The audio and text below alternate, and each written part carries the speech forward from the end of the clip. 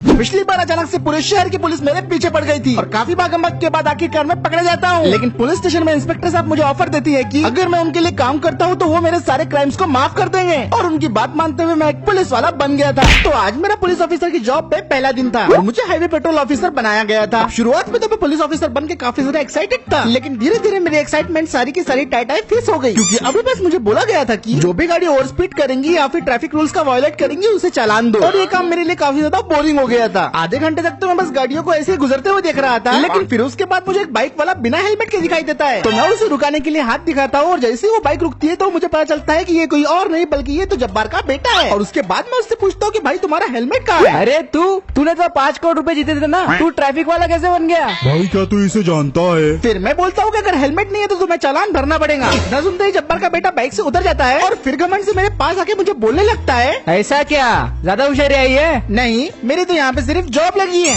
तू जानता भी है मेरा बाप कौन है? तेरा बाप इस शहर का सबसे बड़ा भंगार वाला है। चल अब लाइसेंस और गाड़ी के पेपर भी दिखा। चल। अब जैसे ही जब्बार के बेटे से मैंने लाइसेंस और गाड़ी के पेपर मांगे उसकी हवा टाइट हो गई और वो बोलने लगा, अबे तू, अब मैं क्या बोल रहा था, क्या तुम कुछ ले दे के मामला सेटल नहीं कर सकते? मैं तुम्हारी जेबें गर्म कर सकता हूँ। जैसे ही उसने ये बात करी मेरे अंदर का बाजीराव सिंह जग उठा। अगर तू बोलता है तो 500 रुपए पेटीएम करूँ? बोलना।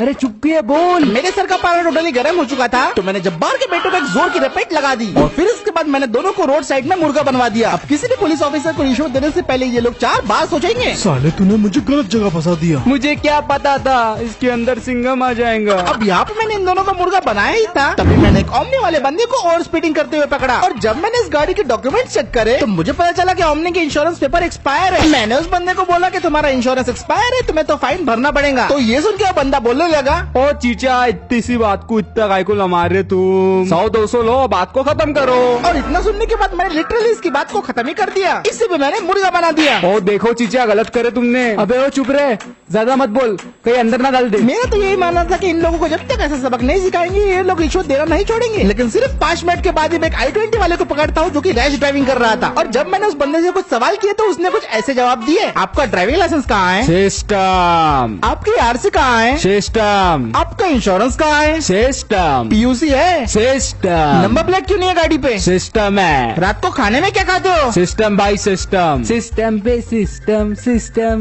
उस बंदे के सारे जवाब सुनने के बाद मैंने उसे असली सिस्टम दिखाई दिया। फिर थोड़ी देर बाद मैंने एक अंकल जी को पकड़ा जो कि टाटा सफारी चला रहे थे और डॉक्यूमेंट चेक करने के बाद मैं उन्हें बताता हूँ कि अंकल जी आपका लाइसेंस तो एक्सपायर है। तो वो मुझे बोलने लगते हैं, अरे बेटा, मैं तो अपने दांत का इलाज कराने जा रहा था। पर अंकल जी आपके तो दांत ही नहीं है। अरे मेरा मतलब मैं तो अपनी इलाज कराने जा रहा था, असल में मुझे बवासीर है ना बेटा। ये सुन के मैं अंकल को बोलता हूँ कि मैं आपकी तकलीफ को समझ सकता हूँ, लेकिन आप अपने टाटा सफारी को कुछ ज्यादा ही स्पीड में भगा रहे थे और लाइसेंस एक्सपायर होने की वजह से आपको फाइन तो भरना ही पड़ेगा। इतना सुनते ही अंकल बोलने लगते हैं, अरे बेटा, क्या बुड्ढे पे जुल्म करते हो, कुछ ले दे। नहीं। लेन देन की बात से मेरा दिमाग खराब हो जाता है। मैंने इन लोगों को मुर्गा तो बनाया ही था पर साथ ही में सबकी गाड़ियों पे डबल फाइन लगा दिया था और मुझे उम्मीद थी कि इसके बाद सभी लोग सुधर जाएंगे। लेकिन तभी मुझे इंस्पेक्टर साहब का कॉल आता है और जैसे ही मैं फोन उठाता हूँ तो इंस्पेक्टर साहब मुझे बोलने लगते हैं, हेलो मूसा, हाईवे 44 पे तेज रफ्तार से एक ट्रक आ रहा है और हमें शक है कि उसके अंदर चोरी का सामान है। उस ट्रक को रोको और पूछताछ करो। ये सुन के मैं इंस्पेक्टर साहब को बोलता हूँ कि आप फिक्र मत कीजिए, जैसी वो ट्रक आएगा मैं उसकी सारी जानकारी आपको दे दूंगा। ओके मूसा, ठीक है। और इतना बोल के इंस्पेक्टर साहब अपना फोन रख देते हैं। फोन रखने के बाद मैं अब उस ट्रक का इंतजार कर रहा था और लगभग 10 मिनट इंतजार करने के बाद मुझे हाईवे में दिखाई देता है एक तेज रफ्तार से आता हुआ ट्रक और उसे देख के मैं समझ गया था कि यही वो ट्रक है जिसे इंस्पेक्टर साहब ने रोकने को बोला था। उसकी चेकिंग करने के लिए मैं उसे हाथ दिखा के रोकने के लिए बोलता हूँ पर वो ट्रक वाला अपनी स्पीड कम करने के लिए तैयार ही नहीं था और फिर वो होता है जो मैंने सोचा भी नहीं था। जब ट्रक वाला बिना रुके भाग गया तब जाके मुझे बेइज्जती का एहसास हुआ और जब्बार का बेटा बोलने लगा, तुमने देखा, वो तो भाग गया। पर मैं तो इतना समझ गया था कि इस ट्रक में जरूर कुछ न कुछ काला है और इस ट्रक को मुझे किसी भी हाल में पकड़ना था। मैं फटाफट अपनी स्कॉर्पियो में बैठता हूँ और उसे स्टार्ट करके निकल पड़ता हूँ ट्रक के पीछे। मैंने ठान लिया था कि इस ट्रक को पकड़ के अपनी बेइज्जती का बदला लेके रहूंगा। मैं पूरी रफ्तार से ट्रक वाले का पीछा कर रहा था, लेकिन जैसे ही ट्रक वाले को ये बात मालूम पड़ी उसने भी अपनी स्पीड बढ़ा दी। फिर भी किसी तरह मैंने अपनी स्कॉर्पियो का फुल पावर लगाया और किसी तरह मैं ट्रक को कैचअप कर लेता हूँ। मैं अब ट्रक के साथ साथ चल रहा था और सायरन बजा के मैंने कई बार ट्रक वाले को रुकने के लिए बोला और वो तो बस किसी भी तरह से भागना चाहता था। उसकी स्पीड कम करने के लिए मैंने उसे टक्कर मारना शुरू कर दिया, लेकिन मुझे इस बात का भी ध्यान रखना था कि पब्लिक को कोई नुकसान न पहुंचे। आसपास काफी ट्रैफिक था, तो मेरी जिम्मेदारी थी कि मैं सबको सेफ रखते हुए इस ट्रक वाले को पकड़ूं। और मेरी यही मजबूरी का फायदा उठा के वो ट्रक वाला बार बार आगे निकलता जा रहा था। मैंने कई तरीकों से ट्रक वाले को रोकने की कोशिश की, लेकिन वो अब पागल हो चुका था। उसने अपना ट्रक की स्पीड बढ़ा दी और वो भागने के लिए कुछ भी कर सकता था। पहले तो उसने अपनी लेन ही चेंज कर दी और जैसे ही मैं उस लेन में आया उसने मुझे टक्कर मार दी। मैं तो बाल बाल बच गया था, लेकिन सामने जो ट्रैफिक चल रहा था वो नहीं। अब वो सर्फिरा ट्रक वाला सामने खड़ी हुई सारी गाड़ियों को कुचलता जा रहा था। 3-4 गाड़ियों को कुचलने के बाद उसने मुझे भी रास्ते से हटाने की कोशिश की, लेकिन मैंने भी अपनी गाड़ी घुमाई और दूसरी लेन में उसके पीछे निकल पड़ा। मैं उसका पीछा करते करते काफी नजदीक आ चुका था और मैंने सोचा कि इसे टेक डाउन कर ही देना चाहिए, लेकिन तभी वो ट्रक वाला कुछ अजीब चीज करता है। वो अपने ट्रक को मोड़ता है और फ्लाईओवर से ट्रक को नीचे जंप करवा देता है और ये मेरे लिए काफी ज्यादा अनएक्सपेक्टेड था। हाँ, ठंडे ठंडे पानी से ये क्या हो गया?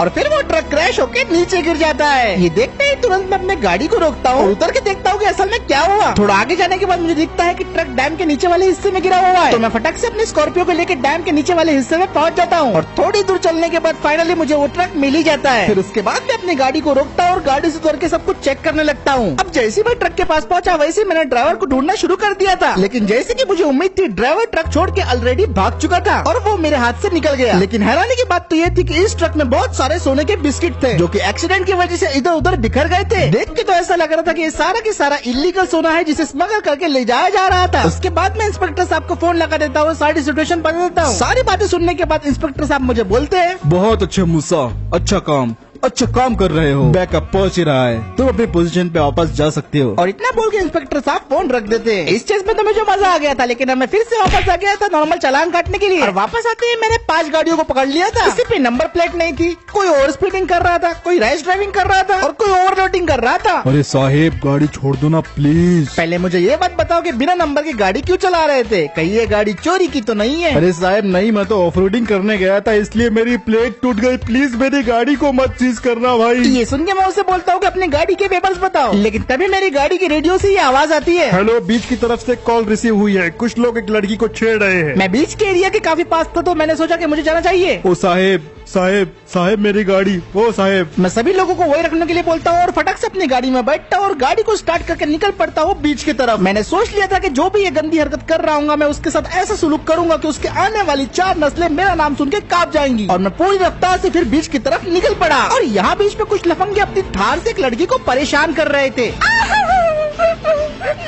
प्लीज मुझे छोड़ दो, कोई तो मुझे बचाओ।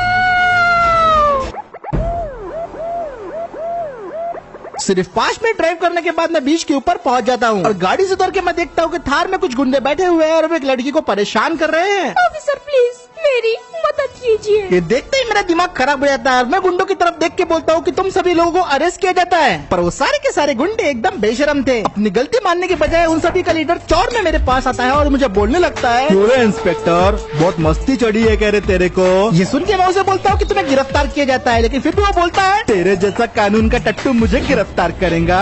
अबे पिल्ले, जा जाके मेरे जूते चाट।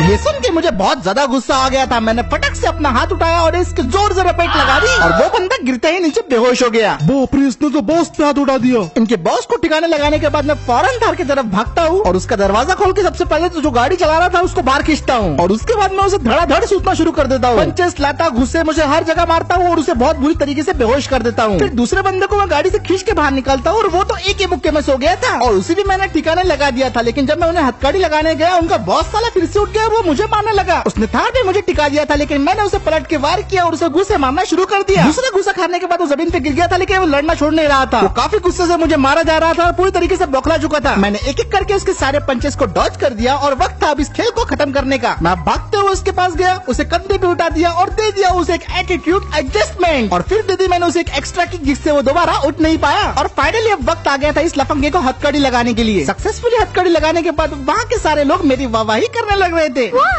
क्या बात है, शुक्रिया शुक्रिया ऑफिसर, इन दरिंदों से आपने मेरी जान बचा ली। वाह क्या बात है, क्या बात है इंस्पेक्टर साहब, मान गए।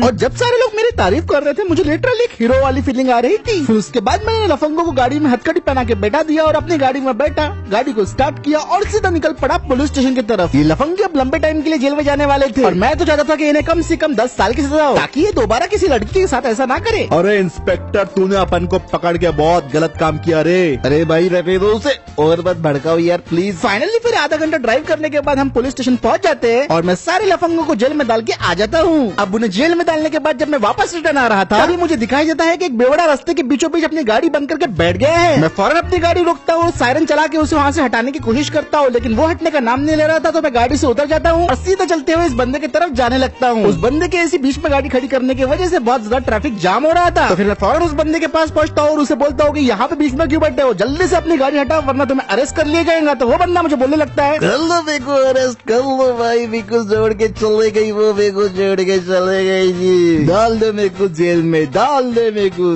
जेल में, डाल दे मेरे को जेल में, डाल दे मेरे को जेल में। इस बंदे की बातें सुन के लग रहा था ये तो कोई दिल टूटा आशिक है, लेकिन चाहे ये कोई भी हो इसे और इसकी गाड़ी को हटाना यहाँ से बहुत ज्यादा जरूरी था। मैंने इस बंदे से पूछा कि तुम्हारी गाड़ी की चाबी कहाँ है, तो वो मुझे बोलता है ये वो तो मैंने फेंक दी इंस्पेक्टर साहब। अब इतना बोल के वो बंदा बेहोश हो गया था, लेकिन उसकी गाड़ी को हटाना यहाँ से काफी ज्यादा जरूरी था क्योंकि ट्रैफिक जाम हो रहा था। तो सबसे पहले जितना भी ट्रैफिक जमा हो रहा था मैंने उस ट्रैफिक को डाइवर्ट करके दूसरे रास्ते पे जाने के लिए बोल दिया, क्योंकि इस बेवड़े आशिक ने अपनी गाड़ी को बिल्कुल बीचों बीच लगा दिया था। और इसकी गाड़ी को रास्ते से हटाने के लिए मैंने अपने टो ट्रक वाले दोस्त को भी फोन कर दिया था। और लगभग 15 मिनट के बाद मेरा दोस्त अब तक टो ट्रक लेके फाइनली आ ही जाता है और उसको देख के मुझे काफी सुकून मिलता है। फिर इतने ट्रैफिक में बड़े मुश्किल से इतने टो ट्रक को मोड़ता है और उस बेवड़े की गाड़ी पे टोइंग हुक लगा देता है। और फिर उसके बाद मेरा दोस्त अपने टो ट्रक को स्टार्ट करता है और सीधा उसकी गाड़ी को लेकर निकल पड़ता है पुलिस स्टेशन की तरफ। अभी ये बेवड़ा और उसकी गाड़ी दोनों जाने वाले हैं पुलिस स्टेशन में। फिर उसके बाद मैं भी अपनी गाड़ी की तरफ जाता हूँ, गाड़ी के अंदर बैठ के मैं सीधा निकल पड़ता हूँ पुलिस स्टेशन की तरफ। और इन्हीं सारे एडवेंचर्स के साथ मेरे पुलिस की जॉब का पहला दिन खत्म हो जाता है। तो अगर आपको ये वीडियो पसंद आया है दोस्तों, इस वीडियो पे एक लाइक कर दो, शेयर कर दो, चैनल को देख रहे हो पहली बार तो सब्सक्राइब जरूर कर देना। जल्दी से 12,000 लाइक्स कर दो नेक्स्ट वीडियो के लिए और कमेंट करके बताओ कि ये सीरीज आपको कैसी लग रही है। और मैं मिलता हूँ आपसे अगले वीडियो में।